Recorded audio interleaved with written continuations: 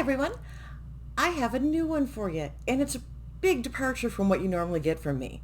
So before we get too far into this, I'm going to ask you to please do all of the things. You know what they are. All right. This is a project, as you may have guessed from the title, called Get Your Craft On. Not something you would have expected from me, but I've got a couple of hidden skills here and there. This all started with Ceylan. And I'm going to have her link. I'm going to link everybody. But she's going to be linked in the description box. So how this worked out.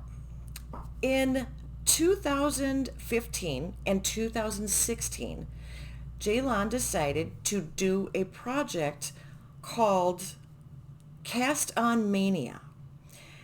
And she did this on her own, but the project itself comes from a group that originally was created by the Village Hopelessly Overcommitted group on Ravelry.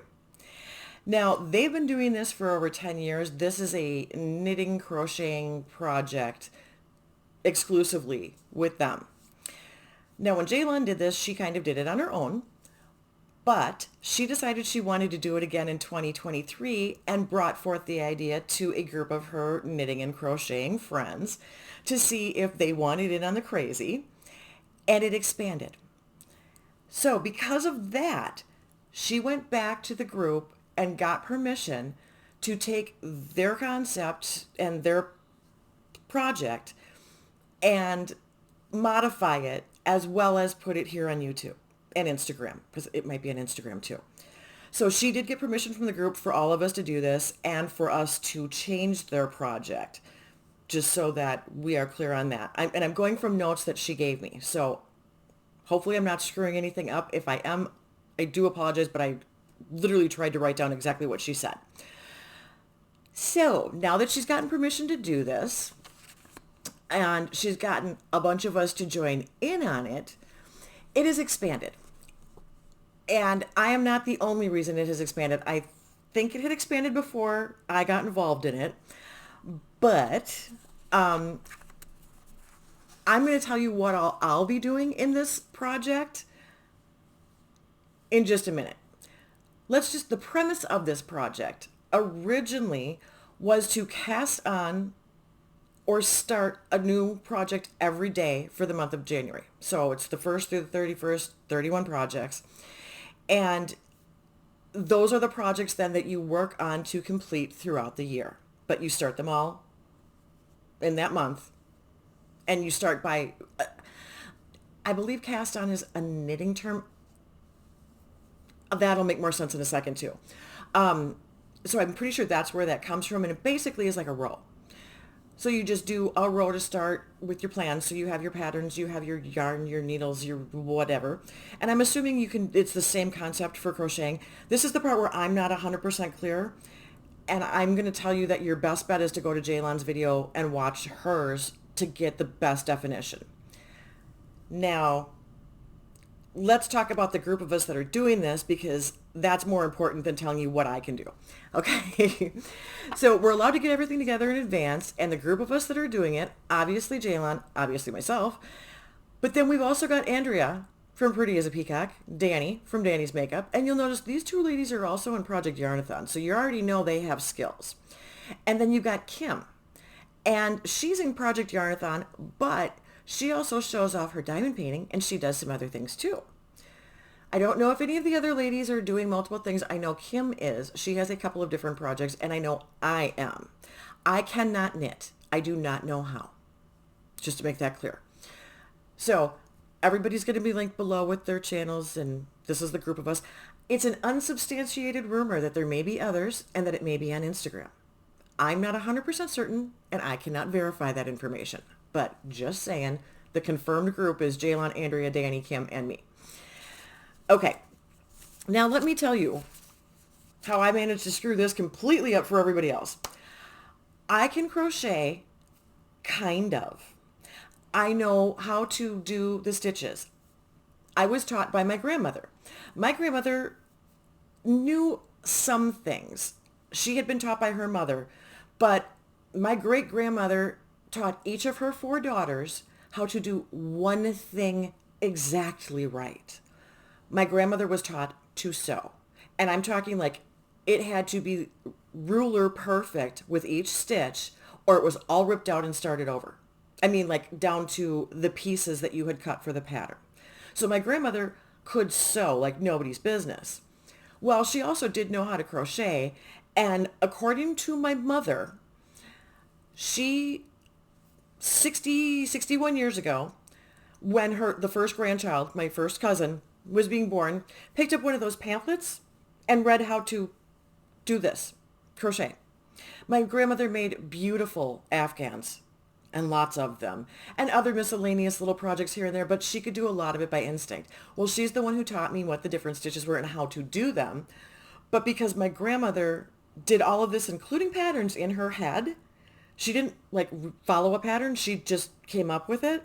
It's kind of like, I'm this way too, but not as skilled, but it's kind of like someone who can play music by ear but can't read music. That's kind of where I fall in. I know what the stitches are, but I honestly can't even remember the proper names for a lot of the stitches that I do. And I don't have patterns and I don't read patterns. I don't even know how. My cousin Debbie does. And I don't know how come she knows how and I don't, unless grandma taught her something different or she learned it from her other grandma. I'm not sure. So I do have a lot of crocheting projects that I'm going to be bringing in here. But because I am not proficient and I cannot follow patterns, it's harder for me to go, okay, well, here are the 31 things I'm going to do. I can't really do that. But there's other stuff that I do also. And so I asked, hey, can I bring in other things that I do to get to my 31? And this leads me to my next problem is that I don't know exactly how to number my 31. I may be doing way more than 31 depending on how it's counted. So let's just start with some of the projects that I am bringing in. Some of these are simple. Some of these are hard. Some of these are going to take me months. Some of these, honestly, some of these things might be done in a day, but we'll see. The first thing and the reason that I actually asked to do this was because I have some ornaments from Annie's Kit Club. I got 12 of them actually, so a whole year's worth. But I thought, oh, that's kind of fun. And they all come with directions. They come with all of the materials that you need to make whatever the thing is. So it's an all-in-one package, and they're supposed to be relatively simple. It's supposed to be just for fun. Nothing that should be stressing you out or too hard. Even if they don't turn out perfect, it should be fine. So that's what I'm starting with. Now, I can guarantee you we're at number 12 with this because I have 12. So this is one of the things I will be doing. That's one. Not all of these came in the packages, so that's why I have the booklet separate. That is 2. This is 3. Isn't that cute? I like those little ornaments. And then 4, 5,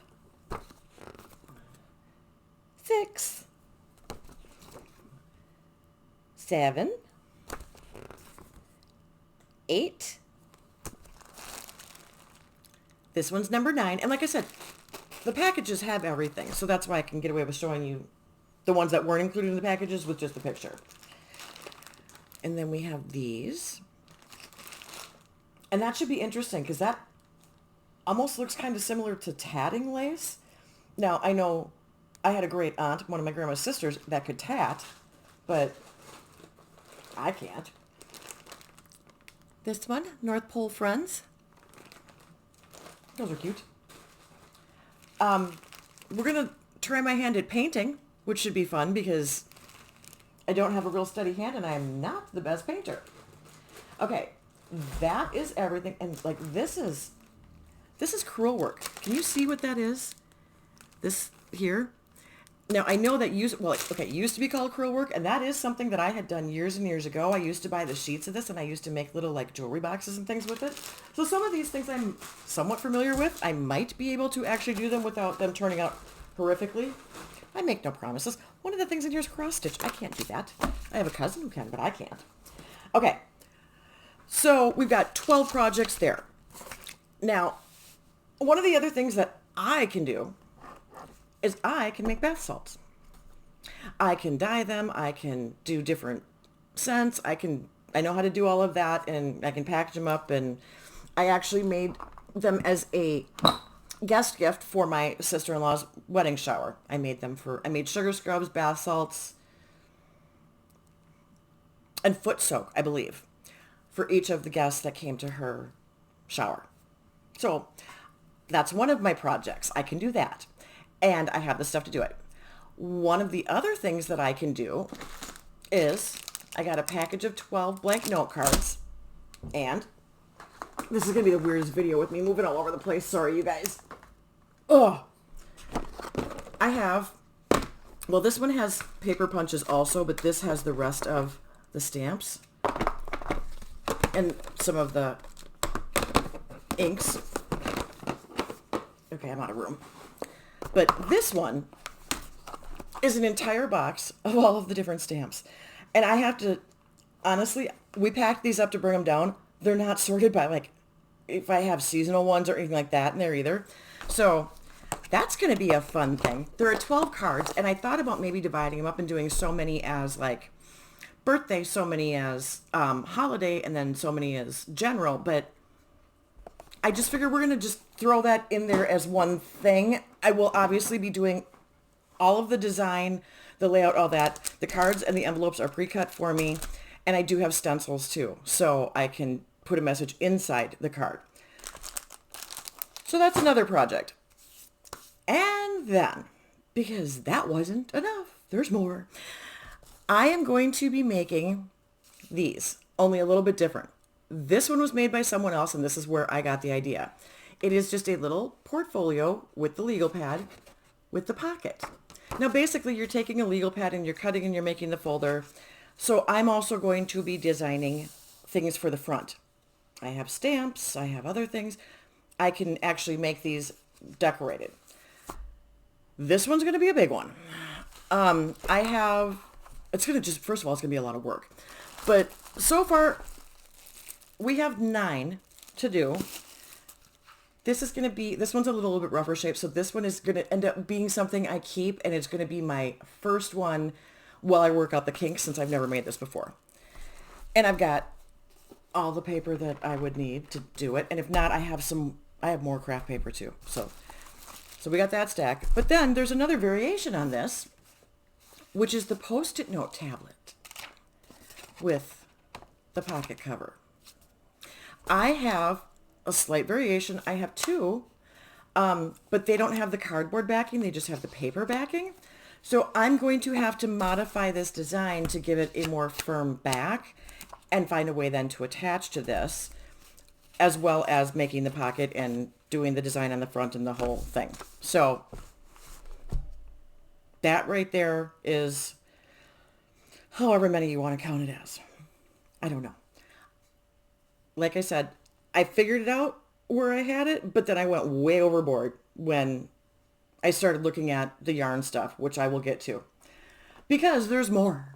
Of course there is. It's me. I have a coloring book. I like to color. Now, coloring is fun, but what do you do with them when you get done coloring, aside from recycle them? Well, you can do a few things with them. I get these lovely plain brown gift bags at the dollar store.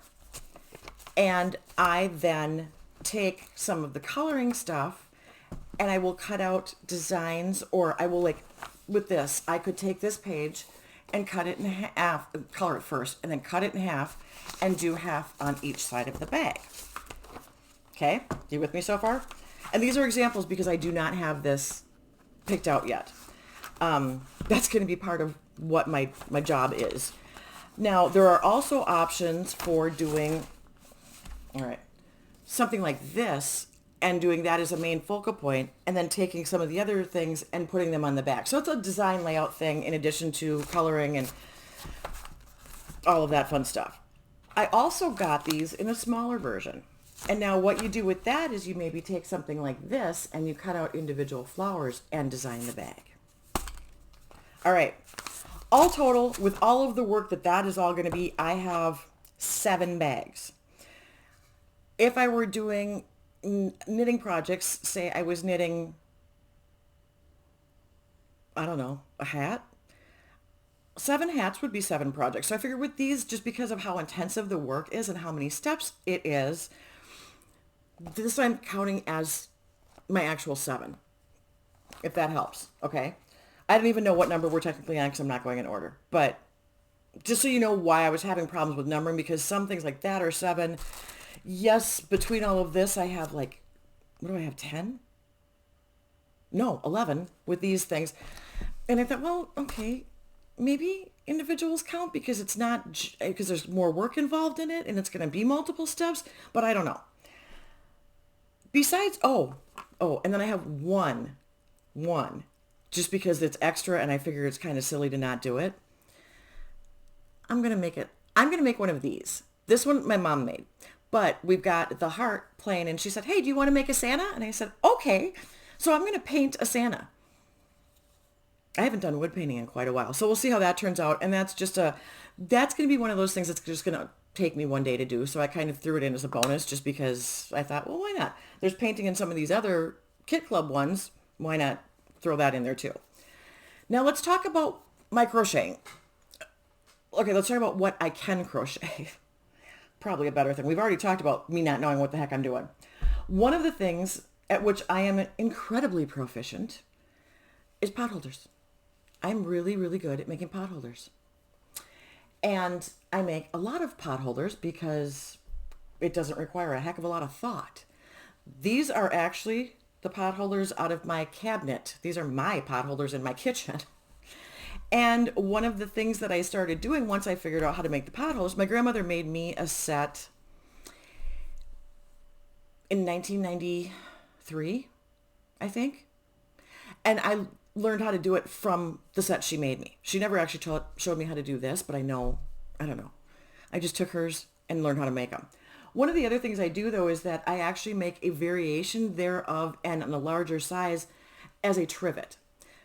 There is a difference. This, because of the stitching, it is double, so it's not really bad, but it will allow some steam through, so you can burn yourself. So I do different patterns on the trivets than I do on the hot pads, because these you can pull a 450 degree whatever out of the oven and you really won't burn yourself. So those are 2 separate things, just so you know. One of the things, a lot of the things that I do were born out of necessity because my mom asked me to. My poor mother, she gets such a hard time for this. My mom likes scarves, and I make scarves. I just crochet scarves. Whatever weird patterns. There's different stitches and stuff in here. But then I thought, oh, well, okay, I can also make ruffle scarves, but I don't have the material for that. I personally am a much bigger fan of infinity scarves. So I can make those. And then Mom said, oh, those are really nice, but I need something kind of smaller because I'm always cold. Okay, well, so I made her this.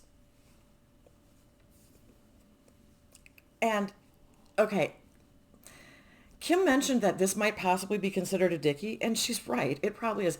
But for my mother, this is perfect because then when she goes into the restaurant, if she's under an air conditioning vent, she doesn't freeze. She can take her coat off and still be warm enough without having a scarf. Sitting in restaurants is awful because you can't get away if you're sitting in a chair. So this is something that it started as a plain scarf, and then a plain scarf, and she saw something similar to this in a boutique in, I can't remember, she said Hastings, Stillwater, Hastings, I think. And she thought it was very cute, so she asked me if I could connect the scarf. So I did. I learned how to connect just the ends of the scarf, and I think she tried to stitch it, and she put the buttons on. But this one's a little bit longer, so it's fine as part of an outfit, but she wanted small, so I learned how to do this for her. Like I said, I don't follow patterns. I make this up as I go along, okay? And then she said, well, I want kind of a plain gray one. So I went out and got some yarn, and I don't even know which end is which on this anymore. Okay, I think it goes this way. But anyway, so I made her a light gray one. And I said, hey, Mom, you got those collar things that I made for you. Do you have one around? She says, well, yeah, I just washed it. It's all nice and clean because I've already worn it. So this one is a different stitching and different weight and style than this one, but she wanted a light gray one that would go with everything. Okay. So I make regular scarves that can be modified, infinity scarves, and those, I call them collars. Is it a dickie? Who knows? I don't even know. So I make those. And then my mother was discussing, I don't even know why this came up. Honestly, people, I don't know where some of this stuff comes from.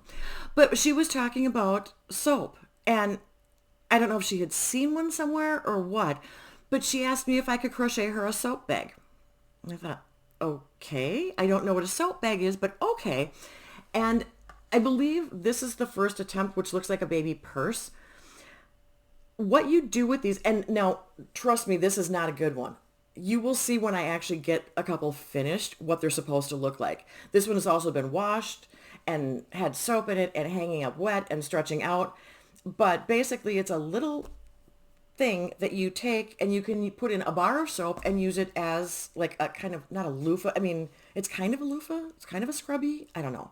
This isn't the technical scrubby one. I do not work with that particular material. So Cousin Debbie has to make those for us. For like doing the feet, she makes really nice ones for that.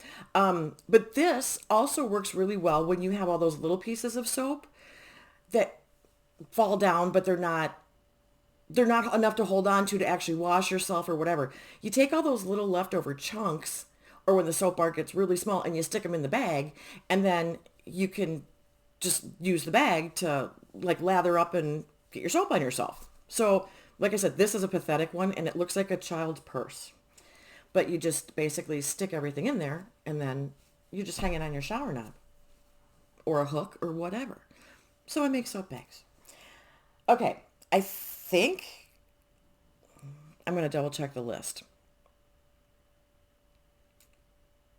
Oh, there is one more thing that I'm going to attempt to make, but I'm going to show you that when we get to the next piece of this video, which is going to be really crappy footage from my phone. I know. So bear with me because all of the rest of my projects are going to be involving that, and that's where I started to screw up the numbers. So hang on for just a second. We're going to switch mediums, and then I'm going to show you all of the yarn. Okay, so I also apologize in advance because I have no idea how the sound quality is going to be here, but this is a bunch of the yarn that I work with. Now, these are perfect for pot holders, and you can make scarves out of them too, but they're great for the pot holders, for the trivets, that kind of stuff, completely machine washable. This is what I just made my mom's new light gray one out of, and I have a couple more because she asked me to make a few different ones, so that would make however many. Hi, Emma.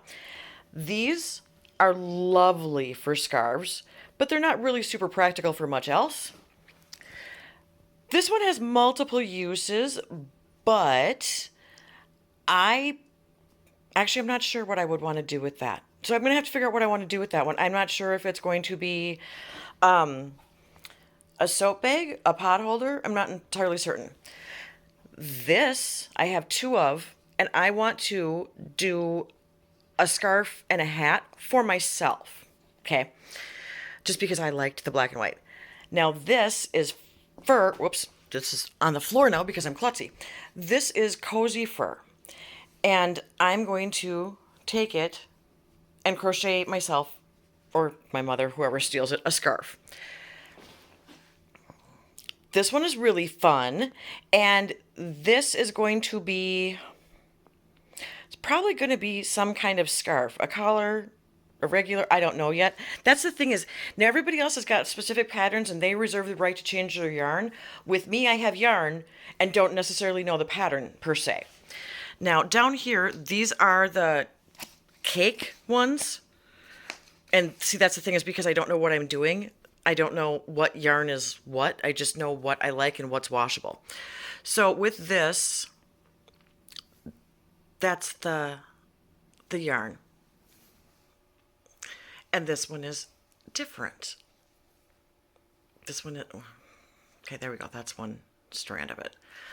So that one's a spice cake, a cloud cake, and a cloud cake. These two in particular are going to make absolutely lovely, soft infinity scarves. And they're going to be that very delicate, very thin, light, wispy. This one is going to be a thicker one. And they get softer. This is the softest, and then this is still soft, but they get less super soft as you go along. So all of those are going to be making scarves, and I know for sure the two are going to probably be infinity just because of the way the yarn is. It's going to work really well for me. Now this is going to be an attempt, okay, it's upside down, to a lap blanket. I have tried to do things like that before and they have not turned out well, so it's going to be an attempt. We'll see. And I will probably end up having it multicolored because I think I only have one of those. And then I just have weird miscellaneous scrap. So between all of this, I have so many projects. And most of these things will make more than one of the item also. So this is the reason that I do not know what my numbers are. Now here's the plan with all of this business. I am going to start, and once I start it, I'll know what it is. And I will do a different one every single day. I'm going to do a 1-month check-in to let you guys know where I'm at, and then I'm going to update you quarterly. And I may do a refresh when I get to Minnesota because I have different materials there and I have different yarn there. So that's it. Thanks for watching. Hope you enjoyed it. Let me know in the comments what you think about me taking on this kind of craziness. All right, go check out all the other ladies and have a great day, and I'll see you soon. Bye.